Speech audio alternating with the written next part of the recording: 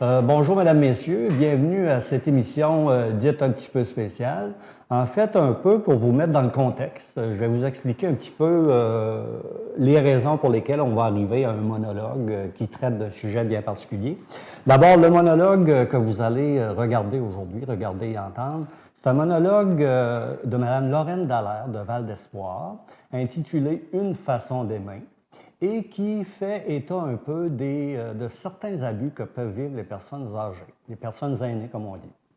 Ce monologue-là a déjà été présenté dans le cadre de la Journée internationale de sensibilisation pour contrer les abus envers les personnes aînées. En fait, ce qu'on a fait, c'est qu'en juin dernier, on a ciblé 5 endroits en particulier. Il fallait faire un choix, on en a fait un. Ça ne veut pas dire qu'on a décidé de ne pas aller à un endroit, mais il fallait aller à 5 endroits. Donc, on est allé à Port-Daniel, Gascon, Chandler, Val d'Espoir et Cap d'Espoir, présenter ce monologue où la population était invitée à y assister. Et après le monologue, à ce moment-là, on faisait comme un compte-rendu, on faisait un retour sur le monologue, justement pour voir un petit peu les différentes formes d'abus qu'on pouvait rencontrer. Et peut-être qu'on se doutait que ça existait, mais c'est des choses quand même qui existent réellement, sans vouloir dramatiser. C'est une activité aussi qui était organisée par la table de concertation pour contrer les abus envers les personnes aînées de la MRC Rocher-Percé. Alors, pourquoi la reprise du monologue? Parce qu'on est quand même allé à 5 endroits différents. On a eu une très belle participation. Ça a été une réussite complète. Alors, on a décidé de demander à la télévision communautaire de nous donner un temps d'antenne parce que de cette façon-là, on est sûr d'aller rejoindre un plus grand nombre de personnes et de donner cette information-là, justement, à un plus grand nombre de personnes. Alors, plus on va réussir à rejoindre des personnes, plus l'information va être véhiculée, mieux ce sera pour nous autres. Une fois le monologue terminé, je vous mets juste en contexte, encore une fois, comme je vous ai dit tantôt, pour savoir où on s'en va avec ça. Alors, une fois le monologue terminé, je ferai ressortir, à partir du texte de Mme Dallaire, de par son personnage Artémise, je ferai ressortir les différentes formes d'abus que vit ce personnage-là, mais en fonction des phrases du monologue. Vous allez voir qu'on va cibler les phrases avec une forme d'abus. Maintenant, on va aborder aussi un élément qui est très important, c'est pourquoi on garde souvent le silence devant ces formes d'abus, devant ces comportements. Il y a des raisons qui font qu'on garde le silence. Il arrive que certaines personnes en parlent, il arrive trop souvent que certaines n'en parlent pas. Alors, on va aborder un petit peu cet aspect-là en voyant un petit peu pourquoi on garde ce silence par rapport à ça. Ensuite, ce qu'on fera à la fin, c'est qu'on va faire mention des différentes ressources disponibles à contacter. Alors, si par exemple, moi, je me sens un peu visé de par le monologue que je viens d'entendre, ou je connais quelqu'un peut-être qui peut-être vit ce genre d'abus-là, à ce moment-là, moi, je vais vous donner le nom des ressources avec le numéro de téléphone en vous rappelant toujours que c'est une façon confidentielle. Alors, je vous souhaite la bienvenue à ce monologue. On va commencer d'abord par visionner le monologue. Ensuite, je vous reviens pour la suite des choses. Alors, place au monologue avec Mme Lorraine Dallaire et son personnage Artémise.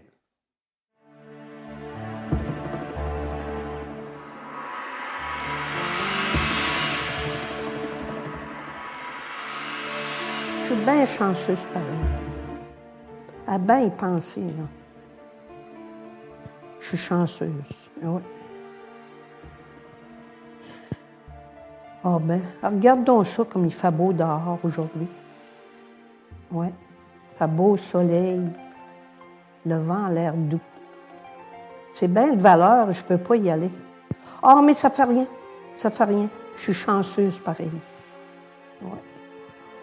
Je dis ça que je suis chanceuse, hein, parce qu'hier après-midi, je regardais une émission à la télévision là, où on parlait de la violence faite aux personnes âgées. Ah, bien, la violence faite aux personnes âgées. Mais voyons donc, ça existe pour vrai, ça. Ah, bien. Ça a l'air, là, il paraît, là, qu'il y a des petits vieux puis des petites vieilles, là, qui ont bien de la misère. Par rapport qu'ils se font brasser. Puis pas mal fort à part de ça, là. Ben, j'en reviens pas.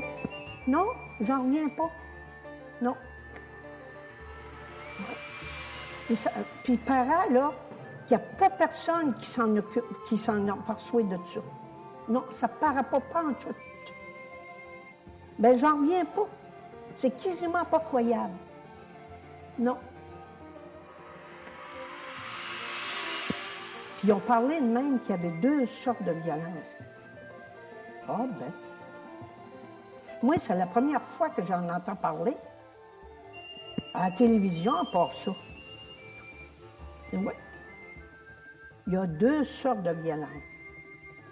Bien, ils ont dit de même là, qu'il y avait la violence physique.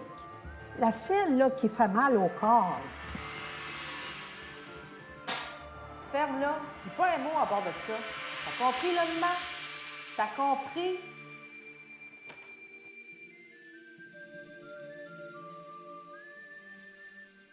Oui. Puis il y a l'autre violence qu'ils ont dit. Il y en a 2 violences, oui. Ils appellent ça la violence verbale. Ils ont dit de même que c'est celle là, qui fait mal à l'âme. Maudite sans dessin, pas d'allure. T'es-tu regardé dans le miroir, toi, un matin, là? Je me demande bien à quoi tu peux bien servir, à part de passer le reste de ta vie à embarrasser les autres. Heureusement, là. Moi, ça ne me concerne pas. Non. Ça ne me concerne pas. Moi, là, j'ai la chance, là, de rester avec ma fille, Dorothée, puis mon gendre, puis les 3 enfants. Bien, ils ont bien à cette heure 13 ans, puis 14, 15 ans, puis 17, 18 ans. Oui. Ah oui, c'est ça. Oui. Ah, c'est des bons enfants. Ben, c'est des ados. Mais... Hey, Mémé, passe-moi donc 10 piastres. T'as eu ton chèque début hier, me semble? Bien là, Christian, maman, elle n'a plus de sous. Elle a passé un petit peu qu'elle avait à ton frère hier. Amuse-toi donc pas à parler avec elle. Ça fait longtemps qu'elle est passée date, puis elle est vieille en plus. Viens-t'en, on va t'en retard. Oui, moi, je suis bien chanceuse. Je suis bien chanceuse parce que mon amie Agathe, elle ne peut pas voir ses petits-enfants, elle. Non, pas pantoute. Hey, c'est pas drôle, ça, de ne pas pouvoir voir ses petits-enfants. Même pas de temps en temps. Ah, moi, par exemple, là, ici, à la maison, ils sont bien bons pour moi. Oui. Puis ils m'aiment beaucoup à part de ça, je suis sûre. Ben, ils disent jamais, là. Mais on ne dit pas ça, des affaires de même à une personne de mon âge. Mais ça fait rien, ça fait rien. Ça sent, ces affaires-là. Oui, ça sent. Ah oui. Ben, il y a mon gendre, Arthur, oui. Il m'aime beaucoup, je suis sûre, oui. Ben, des fois, là, quand il me prend par les bras, là, ben, il me serre fort, puis ça fait mal. Ben, des fois, ça fait des petits bleus, puis, oui, c'est sensible, oui. Oui. Ah, mais je n'en veux pas. Oh non. C'est parce que mon gendre, Arthur, là, c'est un homme qui est fort puis en santé. Oui.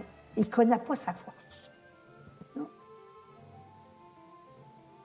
Oh, puis il y a ma fille, Dorothée. Elle m'aime beaucoup, elle. Bien, la preuve, oui. Elle ne veut jamais que je fasse rien dans la maison. Non, pas rien. Pas en tout. Oui. Elle veut que je me repose tout le temps.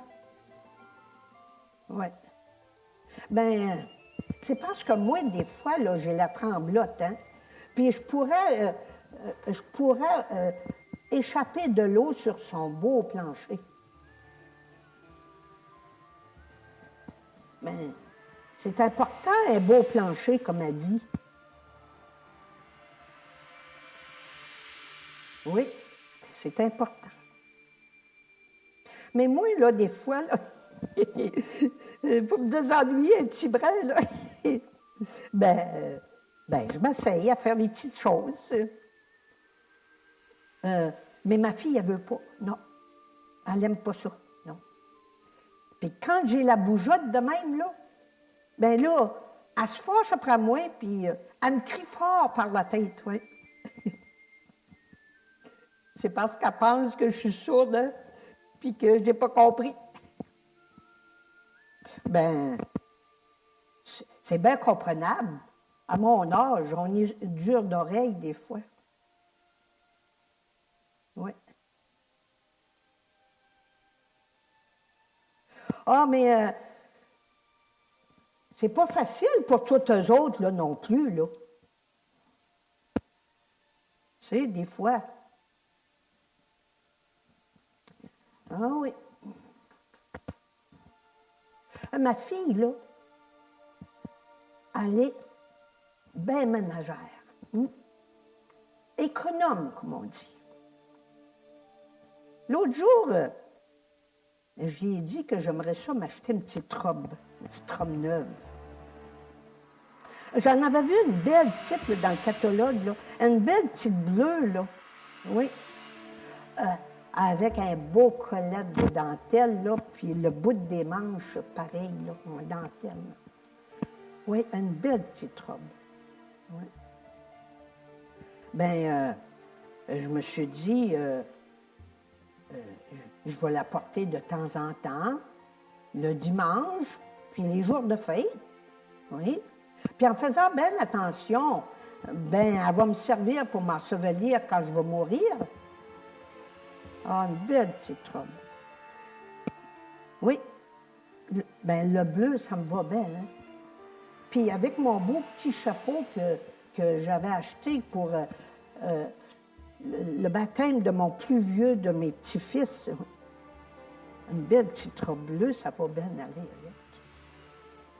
Ah oui. Il me semble que je serais belle avec ça. Ouais.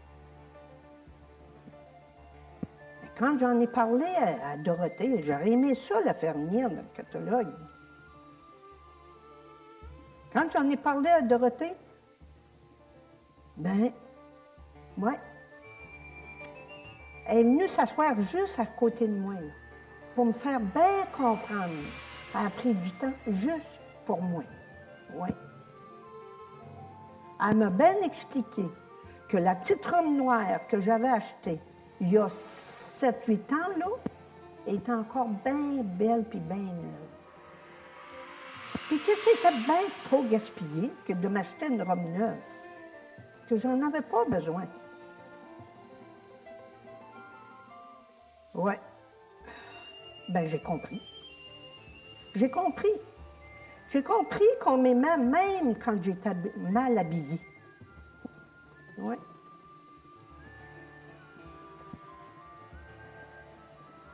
Ah, ben.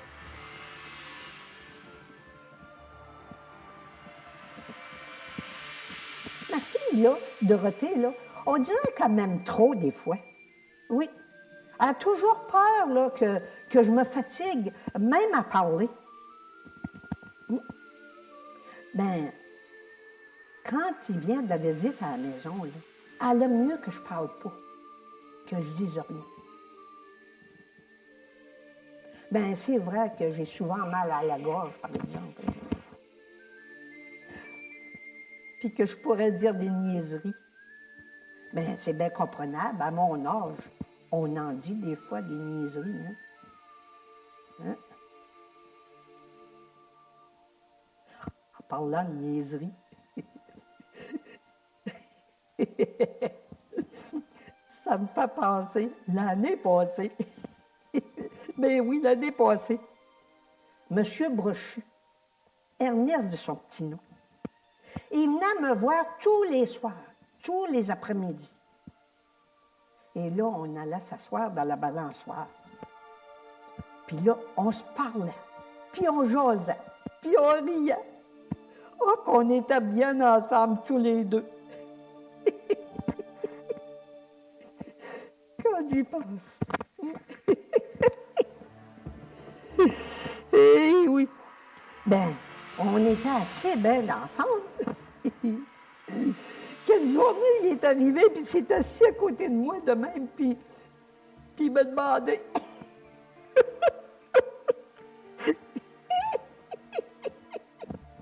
Il m'a demandé, mon Dieu.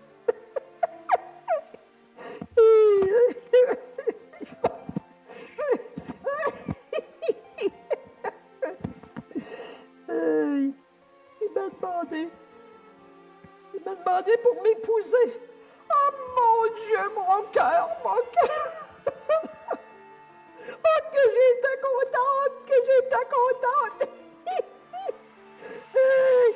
Si bon, monsieur. Si bon, monsieur. Moi, Artemise de Lancette, mariée avec monsieur. Oh mon Dieu, que j'étais contente. Qu'on était heureux. Oh mon Dieu, quand j'y pense. Ouais. Mais quand j'en ai parlé à ma fille Dorothée, par exemple, ça n'a pas été aussi drôle. Qu'est-ce que tu dis là dans ma tête, là? Ma vie, il est fou. Ma grande folle, mon Dieu. T'es donc bien niaiseux des fois, mais voyons donc.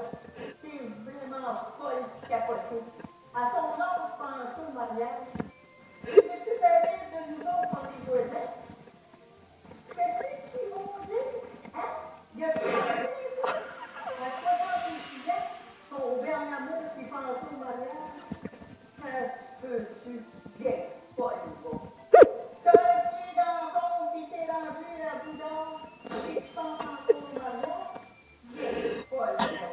Bonhomme crochu, t'as dit ça pour aller de toi, pis toi, ben niaiseuse, tu l'as cru? Quand j'y pense, le mariage, c'est le bout du bout, là. Va-t'en dans ta chambre, puis tout de suite, puis énergie à part de ça.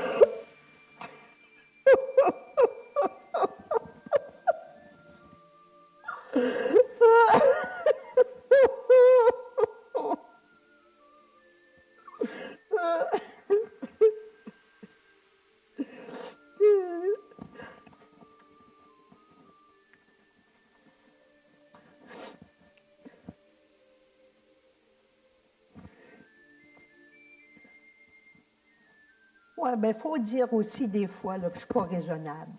Non. Ça fait qu'à partir de là, oui,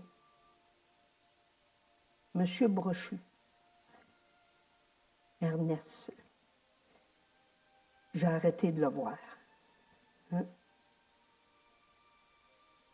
Mais on dirait que depuis ce temps-là, j'ai toujours larmes à l'œil.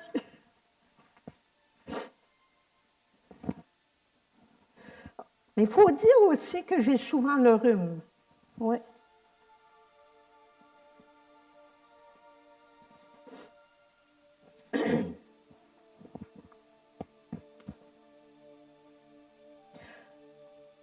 Mais il faut dire, par exemple, que ma fille Dorothée, là, elle fait bien attention à la santé de sa mère. Oui. Elle le dit souvent. Elle s'inquiète beaucoup pour moi.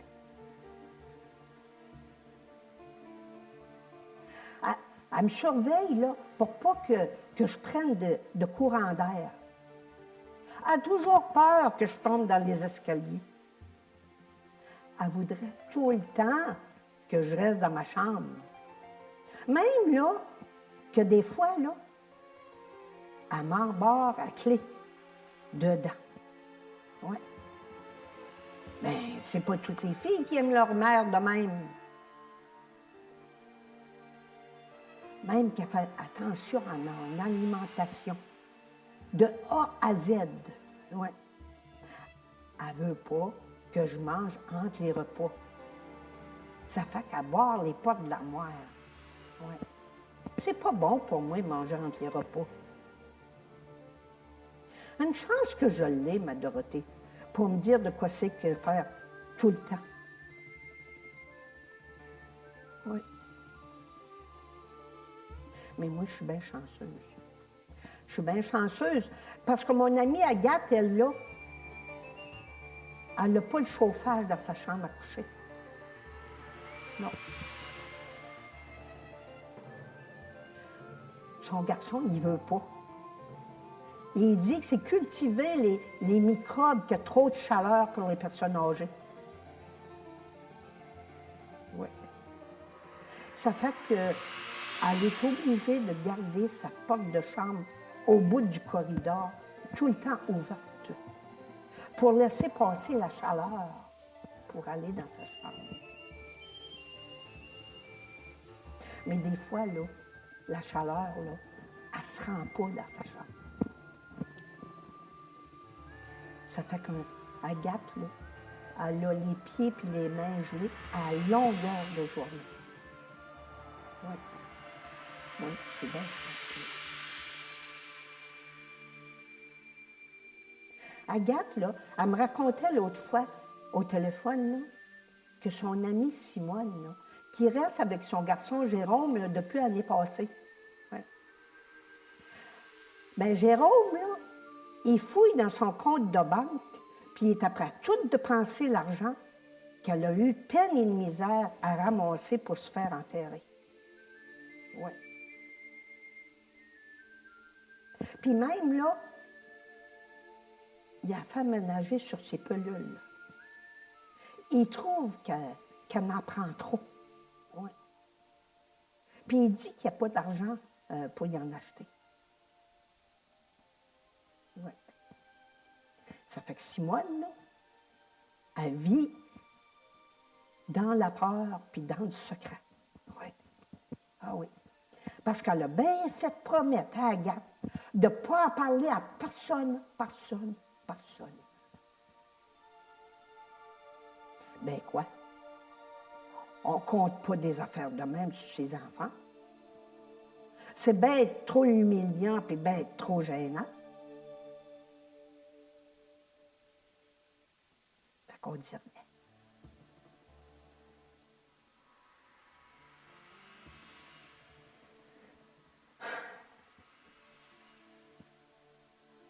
Oui, il ferait bien beau dehors aujourd'hui.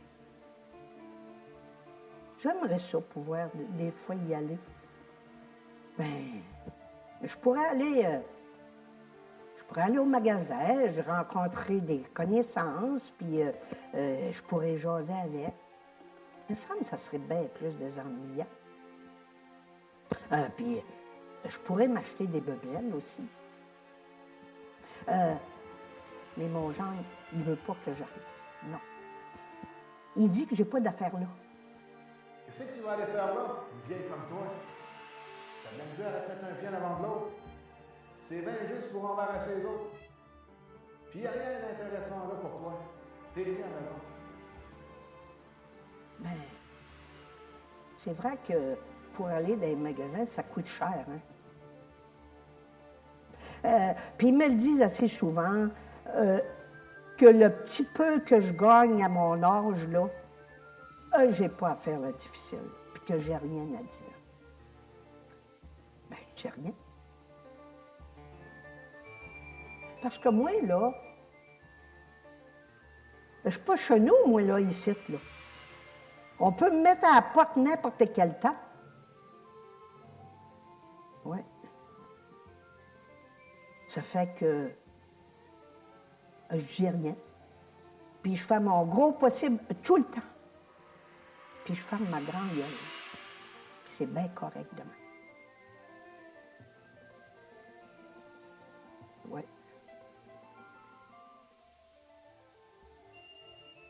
Bien, c'est vrai que pour aller au magasin, là, ben, ça prend de l'argent. Puis moi, là, ben, quand j'ai reçu mon chèque, là, ben, je le signe. Puis je le donne à ma fille pour le changer. Mais rares sont les fois que je vois la couleur de cet argent-là. Ah, ben après tout, rendu à mon âge, là, je ne vaux plus bien grand-chose dans la vie, là. Je suis bien plus un embarras pour les autres, là. Les jeunes me le disent assez souvent, là. Je ne vaux plus bien grand-chose. Non. Ah, mais par exemple, je suis bien chanceuse. J'ai la chance de pouvoir rester avec du monde là, qui sont capables de me dire de quoi c'est que je fais mal tout le temps. Oui. Puis, je suis certaine là, qu'il m'aime beaucoup à part de ça. Même s'il me le dit jamais. Oui. Mais moi, là, j'aimerais ça avoir, qu'on m'aimerait autrement, d'une autre façon. Il me semble là, que la vie, là, elle serait bien plus douce, bien plus intéressante, puis bien plus désennuyante, me semble. J'aimerais donc ça, qu'on m'aime autrement, d'une autre façon. Oui. Ah ben moi, là, il faut que je pense à retourner dans ma chambre avant que ma Dorothée arrive, parce que si elle arrive, là, elle me pogne ici, là, à parler tout seul, puis parler tout fort, ben là, elle ne sera pas contente. Non, elle ne sera pas contente, certain. Vite, Artémise, ta chambre, vite, ta chambre. Bon, comme on disait tantôt, alors là, on vient de visionner le monologue de Mme Dallaire. Le personnage Artémise, c'est sûr qu'il vit des choses. Il vit des choses qui souvent sont assez explicites et d'autres fois, on ne sait pas trop où s'enligner avec ça. Parce que Artémise ne semble pas si malheureuse que ça, finalement, quand on regarde ça. Mais Artémise dit des choses qui ne sont pas faciles. Je veux juste vous ramener au texte. C'est sûr que vous n'avez pas à apprendre ça par cœur, mais je vais vous ramener au texte à quelques phrases, puis les relier à des formes d'abus que peuvent vivre des personnes aînées. Puis encore là, le but, ce n'est pas de dramatiser en disant « dans la MRC Rocher-Percé, il y a tellement de violence, le but n'est pas là ». On dit que s'il y a une personne qui vit une forme d'abus, c'est déjà trop. Alors, c'est pour ça qu'on veut sensibiliser le plus possible, le plus de monde possible à ce genre de problème-là. Je vous donne un exemple. Artémise, à un moment donné, dit « Aïe, aïe, tu me fais mal ». Alors, c'est sûr que d'emblée, on peut dire que cette madame-là vit de la violence physique. Ça peut être de la violence verbale aussi, qui fait mal aussi d'une autre façon. Alors, quand elle dit, par exemple, oui, j'ai compris, il y a une forme de soumission là-dedans. Donc, il y a une forme de peur. Alors, il y a une forme une certaine violence, dans le sens que Artémise, elle est mieux de ne pas trop parler que de s'aventurer à dire les vraies choses. Quand sa fille lui dit, par exemple, ferme-la, puis pas un mot à personne. Alors, encore une fois, on assiste à de la violence verbale. Encore une fois, Artémise se retire. Donc, c'est de la soumission. Quand Armand, par exemple, il dit « Maudite sans dessin, pas d'allure, t'es-tu regardé dans le miroir un matin? Je me demande bien à quoi tu peux servir à part de passer le reste de ta vie à embarrasser les autres. » Alors ça, c'est une forme d'abus qu'on peut relier à du psychologique. C'est sûr que je n'ai pas besoin de frapper quelqu'un physiquement pour qu'elle subisse la violence. J'ai juste à regarder la personne avec des gros yeux. Je n'ai rien fait de particulier, je n'ai pas bougé, et la personne vit déjà une forme de violence importante. Alors, violence psychologique, c'est sûr que ça joue beaucoup sur l'estime de soi. Ça fait en sorte qu'on développe des peurs, de l'infériorité. Artémise s'excuse. Elle n'a pas à le faire, mais elle le fait. Parce que pour avoir la paix, peut-être à un moment donné, elle décide de s'excuser. Si on regarde l'adolescent, par exemple, il y a un adolescent qui dit « Mémé, passe-moi donc 10 piastres, t'as eu ton chèque des vieux hier? » Puis là, le deuxième adolescent, lui qui est dans le portrait, il dit « Amuse-toi donc pas à parler avec elle, ça fait longtemps qu'elle est passée. Lui, la vieille. » Alors là-dessus, quand on va chercher de l'argent à quelqu'un, puis qu'on n'a pas à le faire, c'est une forme d'abus qu'on appelle financier. Il y a aussi une forme d'abus psychologique là-dedans, parce qu'on est en train de façonner la façon de réagir de la personne. Donc, je vais essayer de rentrer dedans que non seulement je vais obtenir peut-être le 10 $ que je veux, mais je vais également t'inférioriser pour que ce soit plus facile que tu me donnes, parce qu'il y a un climat de peur qui s'installe. En passant, la forme d'abus financier, c'est un des plus rencontrés au niveau de ce qu'on a comme statistiques. Alors ça, c'est quand même pas à négliger.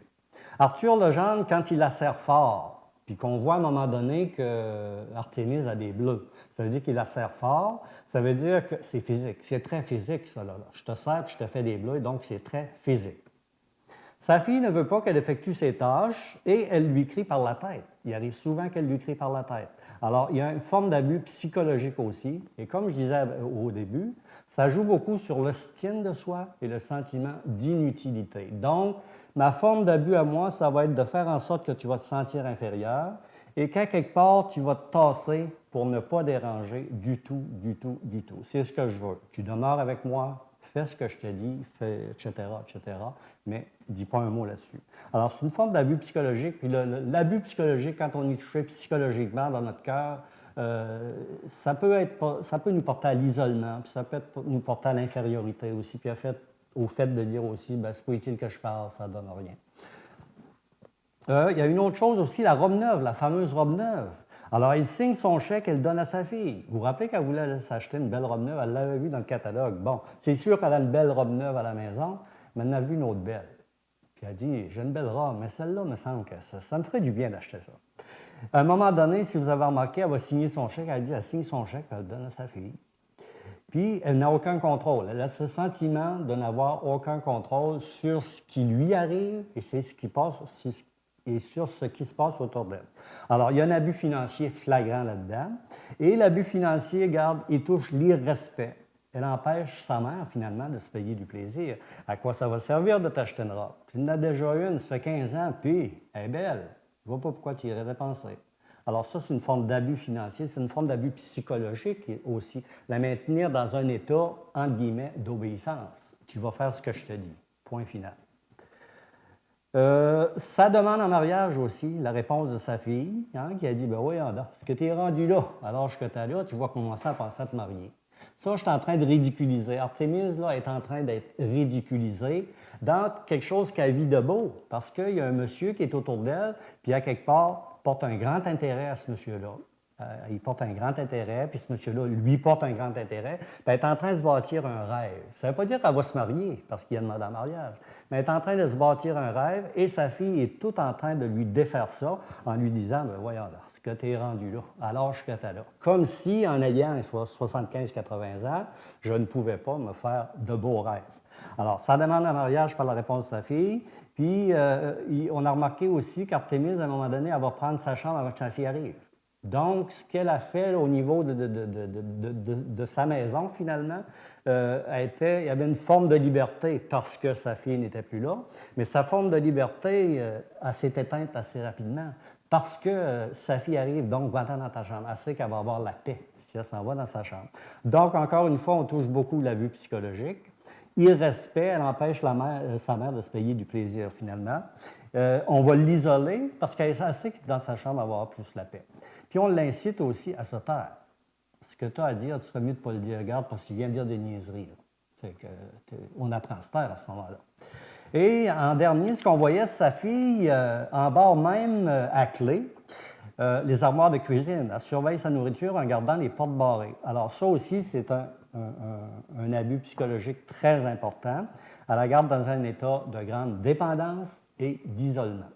Alors ça fait un petit peu le tour de ce qu'on peut voir à travers. C'est sûr qu'on y est allé rapidement, mais c'est un peu faire ressortir les formes d'abus que peuvent vivre certaines personnes.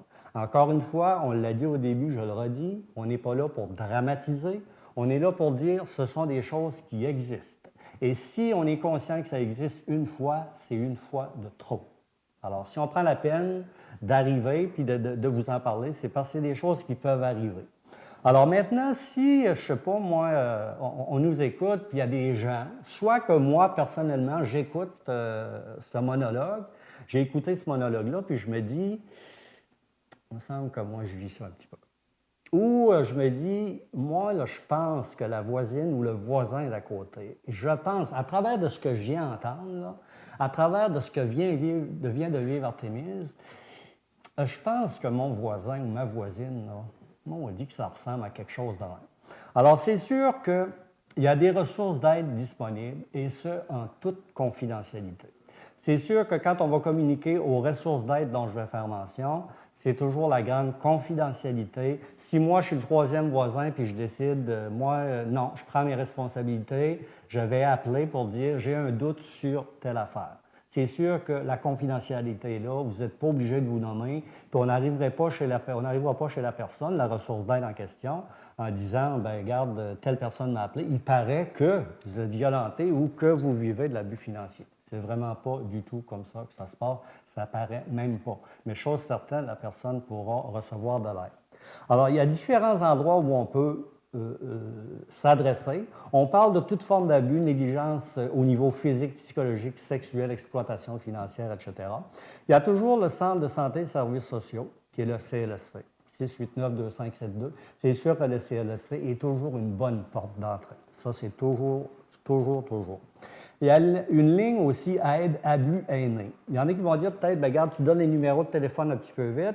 Je vous dis que n'importe quand, si vous appelez soit au Centre d'action bénévole, soit ligne abus, urgence santé, Sûreté du Québec, Centre d'action bénévole, on va toujours être à même d'être capable de vous dire oui, il existe telle aide disponible et voici où vous devez appeler, où vous pouvez appeler avec ce numéro de téléphone. C'est pour ça que je vais un petit peu vite là-dessus.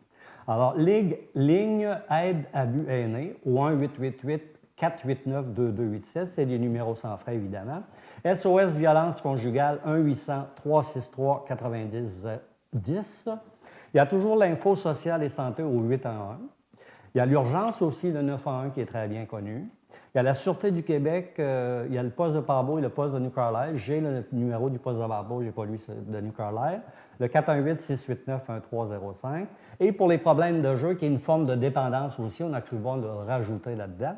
C'est 1-800-461-0140. Mais encore là, vous êtes, comme je vous dis, vous n'êtes pas obligé de retenir là, tous ces numéros de téléphone-là et tous ces ressources d'aide-là. Il s'agit d'appeler à un endroit ou à l'autre, puis on va être capable de vous diriger convenablement. En bref, c'est sûr qu'on dit toujours qu'il y a des ressources d'aide disponibles. Ce sont des ressources qui sont là pour faire en sorte que votre qualité de vie, si je vis un problème de cet ordre-là, pour que ma qualité de vie soit améliorée, pour que je reçoive de l'aide de façon à ce que je redevienne quelqu'un de plus positif, hein, et que je fasse partie de la société à part entière. Alors, finalement, la suggestion, c'est peut-être aussi d'aller vers ces organismes-là, mais nous autres, on pense que la première meilleure suggestion qu'on pourrait vous donner, c'est de dire, regarde, trouvez-vous une personne de confiance et essayez de lui en parler. Personne de confiance, ça peut être mon voisin d'à côté. Ça peut être un ami de gars que j'ai, un ami de fille que j'ai. Ça peut être l'infirmière qui vient à domicile. Ça peut être le bénévole qui m'accompagne à des rendez-vous d'ordre médical. Ça peut être l'association des aînés. Ça peut être n'importe qui, mais quelqu'un de confiance, c'est quelqu'un à qui on peut tout dire. C'est pas quelqu'un qui va nous dire, ben là, franchement, arrête d'eux avec ça, c'est pas si pire que ça.